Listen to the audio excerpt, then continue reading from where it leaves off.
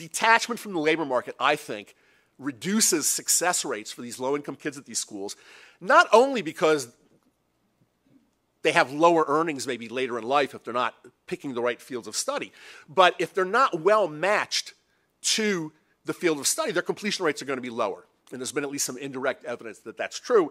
Most of these kids get very, very little career counseling and very little labor market information. What's going on in the labor market? What fields are actually hiring right now? What are the employment growth rates? What do the salaries look like 5 years down the road? Very little of that information gets to kids in either the 2-year or the 4-year schools. So I think their ability to make the right choices is limited by that. And there's one other thing I want to mention on that.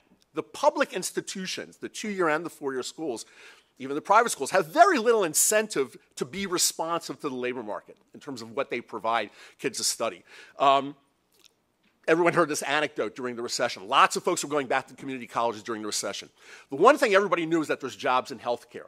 So lots of people who might have even been laid off from other kinds of jobs would go back to community colleges wanting to study healthcare. And what you heard over and over again is that the courses would be oversubscribed and they couldn't get in.